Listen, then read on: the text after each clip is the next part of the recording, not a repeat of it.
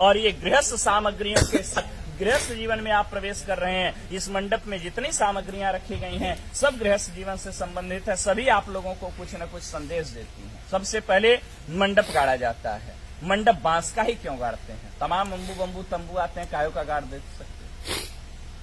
बांस की विशेषता होती है, बांस सबसे बड़ा वृक्ष माना जाता है, लंबाई में सबसे ज्यादा होता है, लेकिन जब ऊंचाई पर जाता है तो जाने के बाद क्या हो जाता है? झुक जाता है। यह बांस वर और कन्या को आप लोगों को यह संदेश देता है कि जीवन में आप लोग कितने ही ऊंचाई पर क्यों न जाइएगा, हमेशा अपने श्रेष्ठों के प्रति विनम्रता का भाव रखिएगा, क्योंकि नमंती फलिनो वृक्षा नमंती गुणिनो जना शुष्क वृक्षाश मूर्खाश न नमंती कदाचन। फलने वाला वृक्ष और गुणी व्यक्ति हमेशा झुके रहते हैं, मूर्ख व्यक्ति और सूखा पेड़ कभी झुकता नहीं। कुछ यहाँ साइंस पढ़ने वाले भी होंगे, हो सकता है 2-4 अक्षर पढ़ लिए हो तो वो सोचेंगे तो पंडित जी का ढकोसला है, साइंस भी सिद्ध करता। ये मंडप जो हरे बांस का गाड़ते हैं, हरा बांस जो होता है विद्युत का सुचालक होता है।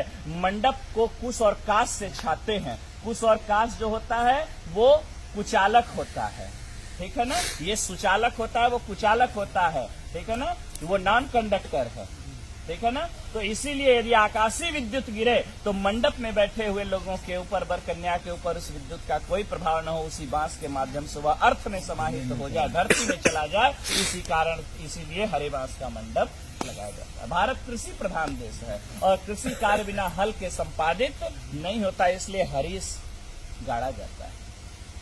मंडप में उखली और मूसल पुत्रोत्पत्ति की क्रिया को प्रदर्शित करने के लिए रखा जाता है। सील और लोढ़ा, सील हटा दिया जाता है, लोढ़ा लगाया गया था। अभी आपने लोढ़ा बच्ची के पैर के पास से हटाया। इसका यह भाव है कि हे देवी, ये विपत्ति रूपी पहाड़ है, आपके जीवन में यदि किसी भी प्रकार की कठिनाइयां आती रहेंगी, मैं इसी प्रकार से उसको अपने हाथों से हटाता रहूंगा, मैं आपके मार्ग को प्रशस्त करता रहूंगा, आपको घबराने की आवश्यकता नहीं है। इसके बाद मंडप में रखते हैं चकरी।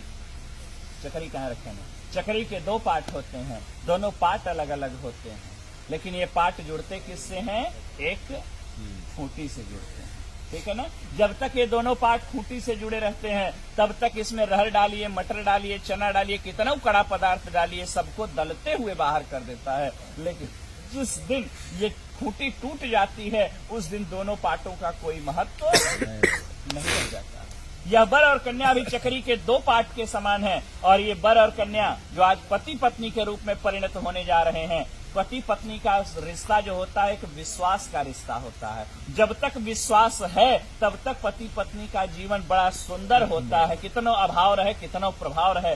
लेकिन जिस दिन विश्वास रूपी खूंटी पति पत्नी के बीच से टूट जाती है, उसी दिन से वर और कन्या अर्थात पति और पत्नी का जीवन नारकीय हो जाता। इसी भाव को प्रदर्शित करता है यह चकरी। हाँ, सुग्गा। सुग्गा क्यों लगाते हैं मंडप में? सुग्गा मीठा बोलता है। बोले महाराज सुग्गा से भी मीठा तो कोयल बोलती है, कोयल लगा देना चाहिए था। बोले तोते की दूसरी विशेषता है, तोता मिर्चा खाता है लेकिन फिर भी मीठा बोलता है।